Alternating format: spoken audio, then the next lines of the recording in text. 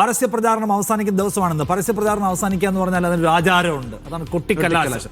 ഇന്ന് രാവിലെ പക്ഷേ ശിവൻകുട്ടിയുടെ ഒരു പ്രസ്താവന ഉണ്ടായിരുന്നു, നമുക്ക് ഈ കൊട്ടിക്കലാശമൊക്കെ ഒഴിവാക്കണം, ജനങ്ങൾ വല്ലാതെ ബുദ്ധിമുട്ടുന്നുണ്ട്, റോഡൊക്കെ ആകെ തടസ്സമെന്നൊക്കെ പറയുന്നു. അതൊരു പ്രധാനപ്പെട്ട പോയിന്റാണ്. കൊട്ടിക്കലാശം സംഘടിപ്പിക്കുക എന്ന് വെച്ചാൽ ഭയങ്കരമായിട്ടുള്ള ട്രാഫിക് നിയന്ത്രണങ്ങൾ വരും, ആളുകൾക്ക് ഇന്ന് വൈകുന്നേരം പുറത്തേക്ക് ഇറങ്ങാൻ മറ്റു ആവശ്യങ്ങൾക്കൊന്നുള്ള പോസിബിൾ ആയിട്ടുള്ള കാര്യമില്ല. അതായത് ഓരോ സ്ഥലത്തും ഓരോ മുന്നണികൾക്ക് ഒരു സ്ഥലം പോലീസോ ജില്ലാ ഭരണകൂടം അലോട്ട് ചെയ്യും, അവിടെ മാത്രമാണ് അവർക്ക് നടത്താൻ കഴിയുക. പക്ഷെ അവിടെ എല്ലായിടത്തും കംപ്ലീറ്റ് റോഡ് ബ്ലോക്ക് ആവുക എന്നുള്ളതാണ് നടക്കുന്ന ഒരു കാര്യം. അപ്പൊ അങ്ങനത്തെ ഒരു കൊട്ടിക്കലാശം വേണമെന്ന് നമ്മൾ ആലോചിക്കാം. പക്ഷേ ഈ തെരഞ്ഞെടുപ്പ് എന്ന് പറഞ്ഞാൽ ഒരു ഉത്സവമാണല്ലോ, രാഷ്ട്രീയ പാർട്ടികൾക്ക് ഉത്സവമാണ്, ജനങ്ങൾക്ക് ഉത്സവമാണ്. ആ ഉത്സവത്തിന്റെ ആ ഒരു ഏറ്റവും എന്താ പറയുക, ആ ഒരു സമയമാണത്. ആ സമയത്ത് പരമാവധി ആവേശം കാണിച്ചാലേ പിന്നെ വോട്ടെടുപ്പിലേക്ക് പോകുമ്പോൾ ഒരു സുഖം കാര്യമാണ്. ഒന്നാമത്തെ ആൾക്കാരെയും കൂടി ഇത് എക്സ്പീരിയൻസ് ചെയ്യിക്കണമല്ലോ. നമുക്കൊക്കെ മനസ്സിലാവണം, നമ്മുടെ നാട്ടിൽ ഇലക്ഷൻ നടക്കാൻ പോവുകയാണ്, നടന്നുകൊണ്ടിരിക്കുക, അല്ലെങ്കിൽ നാളെ നടക്കാൻ പോകുന്നു, നമ്മൾ വോട്ട് ചെയ്യേണ്ടത് പ്രധാനമാണ്.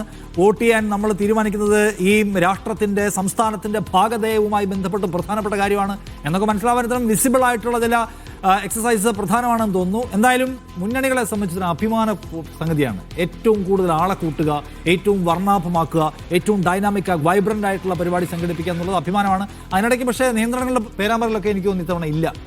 അവിടെ ഈ പറഞ്ഞ ക്ലാഷിന് സാധ്യത എവിടെയൊക്കെ ഉണ്ട് എവിടെയൊക്കെ ഇല്ല, എന്തൊക്കെയാണ് അവിടെ നടക്കുന്നതെന്നൊക്കെ പറയുന്നതിന് വേണ്ടി നമ്മുടെ വിവിധ പ്രതിനിധികൾ നമ്മൾ പല ഭാഗങ്ങളിൽ നിന്ന്, വട്ടിയൂർക്കാവിൽ നിന്ന് സുനിൽ ഐസക്, ധർമ്മട മണ്ഡലത്തിൽ നിന്ന് ഷാഫി പറമ്പിൽ റോഡ് ഷോയിൽ നിന്ന് സലാം മുഹമ്മദ്, പറവൂരിൽ നിന്ന് MK ഷുക്കൂർ തുടങ്ങിയവരാണ് ആദ്യം നമ്മോടൊപ്പം ചേരുന്നത്. ആദ്യം നമുക്ക് സുനിൽ ഐസക്കിലേക്ക് പോകാം. സുനിൽ, വട്ടിയൂർക്കാവിലാണ് തിരുവനന്തപുരത്ത് ഏറ്റവും ശ്രദ്ധേയമായ പോരാട്ടം നടക്കുന്ന മണ്ഡലങ്ങളിൽ ഒന്ന് വേറെ ഉണ്ട്.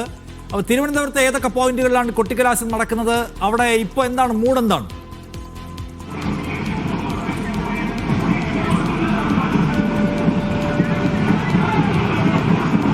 നിഷാദ്, എനിക്ക് അവിടെ നിന്ന് പറയുന്ന കാര്യങ്ങൾ പൂർണ്ണമായും കേൾക്കാൻ കഴിയുന്നില്ല. കാരണം അത്രമേൽ വലിയൊരു ആഘോഷം ഇങ്ങനെ എൻ്റെ ചുറ്റും ഇങ്ങനെ അലയടിച്ച് ഉയരുകയാണ്. അതിൻ്റെ ചില പ്രശ്നങ്ങളുണ്ട്. പക്ഷെ എന്നാലും നമുക്ക് ആ ദൃശ്യങ്ങളിലേക്ക് പോയി, ആ വാർത്തകളിലേക്ക് പോയി, ആ കാഴ്ചകളിലേക്ക് കണ്ട വിശദാംശങ്ങളിലേക്ക് വരാം. അതായത് ഞാനിപ്പോൾ നിൽക്കുന്നത് വട്ടിയൂർക്കാവ് നിയമസഭാ മണ്ഡലത്തിലെ പേരൂർക്കട ജംഗ്ഷനിലാണ്. സാധാരണഗതിയിൽ തിരുവനന്തപുരത്ത് ഏത് തെരഞ്ഞെടുപ്പ് വരുമ്പോഴും, അത് തദ്ദേശമായാലും ലോക്സഭാ തെരഞ്ഞെടുപ്പായാലും നിയമസഭാ തെരഞ്ഞെടുപ്പായാലും ഒക്കെ ഈ പേരൂർക്കട ജംഗ്ഷനിലാണ് ഇങ്ങനെ ആവേശം അലയടിച്ചുയരുന്നത്. അത് 3 പാർട്ടികളുടെയും പ്രധാനപ്പെട്ട പ്രവർത്തകരൊക്കെ 3 ജംഗ്ഷനിൽ 3 കേന്ദ്രങ്ങളായി, അതായത് 3 റോഡുകൾ കേന്ദ്രീകരിക്കുന്ന ഒരു സ്ഥലമാണിത്. ആ റോഡുകൾ കേന്ദ്രീകരിക്കുന്ന സ്ഥലത്തായി 3 ഭാഗങ്ങളിലായി അവർ തിരുവനന്തപുരം തമ്പാനൂർ ഭാഗത്തുനിന്ന് വരുന്ന ആ ജംഗ്ഷനിലാണ്. അവിടെ CPM-ന്റെ ആളുകളാണെങ്കിൽ ആഘോഷമൊക്കെയാണോ? ഒരു ഉഷാറില്ലല്ലോ. അതെ, ചോദിക്കണേ, ഇപ്രാവശ്യം പിടിക്കോ? ഇപ്രാവശ്യം പിടിക്കോ?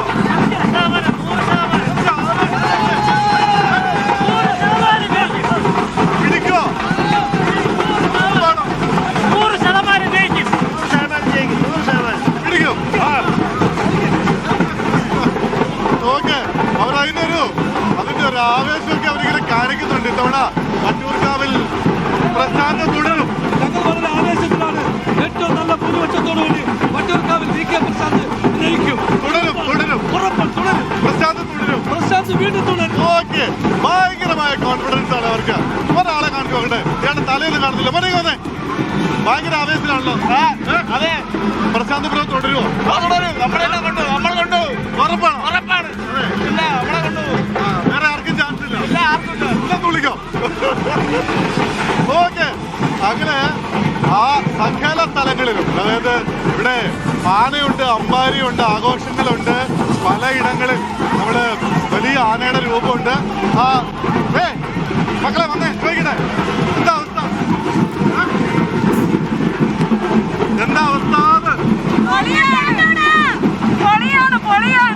ആണോ?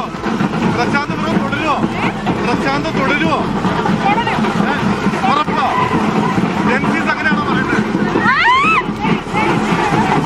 ഓക്കെ, നമുക്ക് ഇവരായിട്ട് കമ്മ്യൂണിക്കേറ്റ് ചെയ്യുന്നതിന് ചില പ്രശ്നങ്ങളുണ്ട്.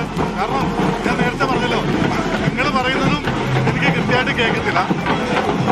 ഭയങ്കരമായ ആവേശം ഇങ്ങനെ അതിന്റെ പാരമ്പര്യത്തിലേക്ക് കൊട്ടിക്കയറുകയാണ്. നോക്കൂ, ആ ദൃശ്യങ്ങളിലേക്കൊന്ന് പകർത്തിക്കേ. ആ ദൃശ്യങ്ങൾ കൂടി കാണിച്ചു കൊടുക്കുക. വലിയ ട്രെയിനൊക്കെ കൊണ്ടുവന്ന് അതിങ്ങനെ അവരുടെ കൊടികൾ ഏറ്റവും ഉയരത്തിലേക്ക്, ഏറ്റവും മുകളിലേക്ക് അവരവരുടെ കൊടികൾ ഉയർത്തി കാണിക്കാൻ വേണ്ടിയിട്ടുള്ള ഒരു ശ്രമമാണ് എല്ലാവരും നടത്തിക്കൊണ്ടിരിക്കുന്നത്. അവിടെ ഈ പ്രചരണത്തിന്റെ അവസാന ഘട്ടത്തിൽ ആരാണ് ഏറ്റവും ഉയരത്തിലേക്ക് അവരുടെ കൊടി പറപ്പിക്കാൻ കഴിയുക, അങ്ങനെ അതിന്റെ ഒരു ആവേശം കൂടി നമ്മളിവിടെ കാണുന്നുണ്ട്. ഇവിടെ 3 ഭാഗങ്ങളിലായി പ്രവർത്തകരിങ്ങനെ തമ്പടിച്ച് പല തരത്തിലുള്ള ആഘോഷങ്ങളുണ്ട്. ഈ ആഘോഷങ്ങളുടെ ഒരു വൈഡ് വിഷ്വല് അവിടെ കാണുന്നുണ്ടെന്നാണ് ഞാൻ കരുതുന്നത്. കാരണം അമ്മാതിരി രസകരമായ വിഷ്വൽസാണ്. നോക്കൂ, ഒരു വലിയ ആനയുടെ രൂപമാണ്. ആ ആന പുറത്തിരുന്ന് BJP-യുടെ കൊടി വീശുന്ന കുറെ ആളുകളുണ്ട്. വേറെ ഭാഗത്ത് ഓട്ടം തുടലുണ്ട്. അങ്ങനെ എല്ലാ അർത്ഥത്തിലും വട്ടിയൂർക്കാവിൽ ഇത്രയും ദിവസം എന്തായിരുന്നു നമ്മൾ കണ്ട കാഴ്ച, ആ പ്രചരണം, നാടടക്കമുള്ള പ്രചരണം കൊണ്ടിക്കയറുന്ന കാഴ്ചയാണ് നമ്മളിവിടെ നിന്ന് കാണുന്നത്.